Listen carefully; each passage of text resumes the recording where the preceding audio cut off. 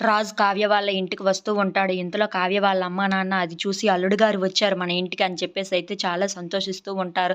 ఇంతలో అక్కడ ఉన్న వాళ్ళ అమ్మా, నాన్న అయితే ఎందుకు బాబు వచ్చారు అని చెప్పేసైతే అడుగుతూ ఉంటారు. ఆ మాటలు వినగానే అక్కడ ఉన్న రాజైతే మా ఇంటి మహాలక్ష్మి మీ ఇంటికి విజిట్‌కి వచ్చింది కదా! తనని తీసుకువెళ్దామని ఇక్కడికి వచ్చాను అని చెప్పేసైతే అంటూ ఉంటాడు. ఆ మాటలు వినగానే అక్కడ ఉన్న కావ్య వాళ్ళ అమ్మా, నాన్న అయితే ఒక్కసారిగా షాక్ అయిపోతూ ఉంటారు. ఇంతలో అక్కడ ఉన్న రాజు అయితే ఎక్కడ ఉంది చెప్పండి అని చెప్పేసైతే అడుగుతూ ఉంటారు. ఆ మాటలు వినగానే అక్కడ ఉన్న రాజుకైతే అదుగోండి బాబు అక్కడ ఉంది అని చెప్పేసైతే వాళ్ళమ్మ చెప్తూ ఉంటుంది. ఇంతలో అక్కడ ఉన్న కావ్య అయితే తన పని తను చేసుకుంటూ ఉంటుంది. ఇంతలో రాజు అక్కడికి వచ్చి సైగలు చేస్తూ ఉంటాడు. ఎంతకీ కావ్య పలకపోవడం చూసి దీనికి ఎంత పొగరో అని చెప్పేసైతే అనుకుంటూ, ఏంటి నిన్నొచ్చింది కూడా గమనించలేదా? నన్ను కనీసం పలకరించాలని లేదా? అని చెప్పేసైతే అడుగుతూ ఉంటాడు.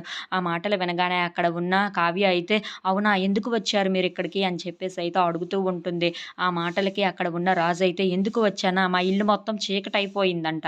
నువ్వు ఇంటికి వచ్చి దీపం పెడితే మొత్తం వెలుతురు వస్తుందంట. అందుకే నిన్ను తీసుకువెళ్ళడానికి ఇక్కడికి వచ్చాను అని చెప్పేసైతే అంటూ ఉంటాడు.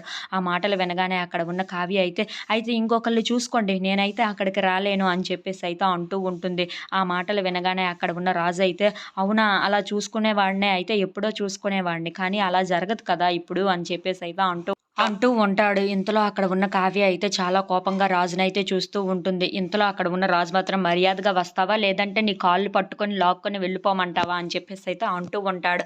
ఆ మాటలు వినగానే అక్కడ ఉన్న కావ్య అయితే ఒక్కసారిగా షాక్ అయిపోయి రాజుని చూస్తూ ఉండిపోతుంది. ఇంతలో అక్కడ ఉన్న రాజు అయితే, నువ్వు మా ఇంటికి వస్తే చాలా మంచిది అని చెప్పేసైతే అనుమానంగా అడుగుతూ ఉంటాడు. If you like this video please like, share and subscribe friends.